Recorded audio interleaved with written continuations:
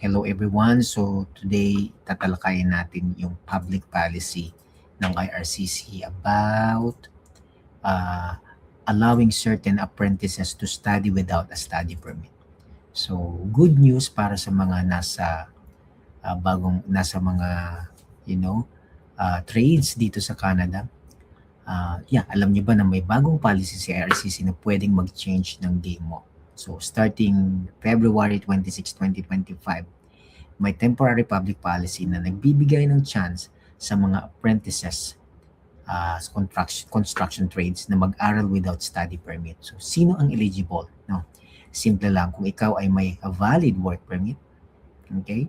May trabaho sa construction trade, okay? At saka registered apprentice ka sa province, pwede kang mag-aral without the study permit.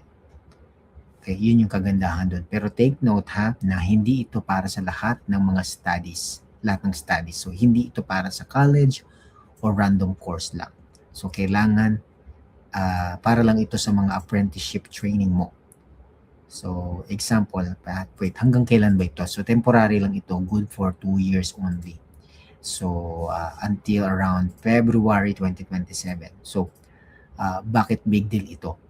Dati, nung wala pa tong public policy nito, kailangan mo pa mag-study permit para makapag-apprenticeship ka. No? Tapos additional cost, tsaka delay. Ngayon, diretso ka na sa training.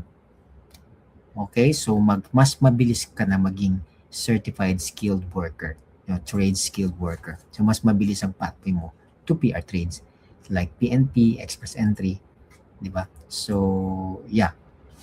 And maganda rito yung may mga provincial nomination na kailangan ng education, for example sa Alberta, no, yung education mo, yung mga high school graduate lang, so hindi makapag-apply ng PR for provincial nomination, for example Alberta Express Entry, di ba? Kapag meron ka nito, okay, at nakapag-red seal ka or kahit AIT, may certificate, waive na ang education mo.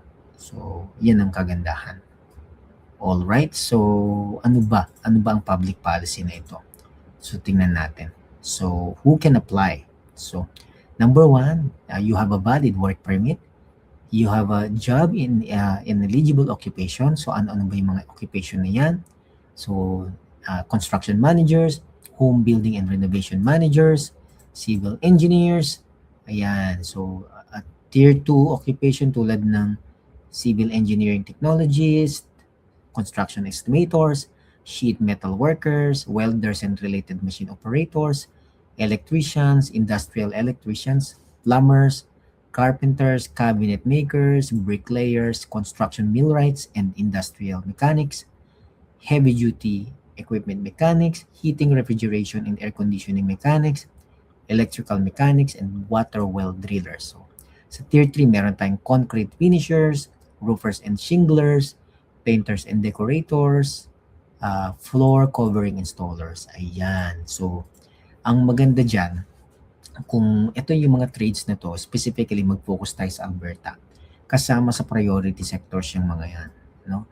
Kung para sa mga nag-a-apply ng Alberta Opportunity Stream, tapos walang kakayanan na, na makapag-apply dahil bagsak sa education, pag kayo ay na-red seal dito, and kailangan na, some of them requires apprenticeship, then ma-waive na yung education requirement kasi okay na to. No? Yung may red seal na kayo at saka may, AIT certified. Alright? So, ang tanong, who can apply daw? Okay. So, ito ngayon, no? And then, how to prove you're eligible, dito tayo. So, make sure you have what you need. Documents mo, naka-ready na dapat. You have a work permit, number 1. Yung job occupation mo in the eligible occupations, yung mga nabanggit ko kanina. Proof of your apprenticeship agreement, no? Submit lang to via web form. Ito, i-web form nyo lang yan. Tapos, susundin nyo lang yung ways how to do it. Ayan, nandiyan naman, no? Kitang-kita naman siya. Alright, so, ayan. Okay, and then after you apply, makaka-receive If we approve your request, so meaning i-approve itong request mo. Okay? You'll be issued an authorization letter. No, hindi ka pwedeng mag-start ng apprenticeship mo without this authorization letter. Okay? You must show this authorization letter doon sa kung saan ka nag-aaral. No? Your employment contract, it is the responsibility to come to an agreement with your employer if you want to change any of the conditions in your employment contract. So, kapag i-refuse naman yon, no, ibig sabihin hindi mo ma-meet yung criteria. So, yun lang naman. So, i-take advantage yun na yan. May mga clients ako nagtatanong, sir, pwede bang mag-apply? Pwede bang mag-apprenticeship without a study permit? Pwede. Okay? Starting yan since last year. Take advantage na yan. Yun lamang po. Maraming salamat. So, abang pa kayo sa iba pang topic na may i-discuss natin. Dito lamang po sa Usapang Immigration with Kuya Mac. This has been Canada Vertex Immigration pala. If you have more questions, call 587-315-0634 lang. Okay.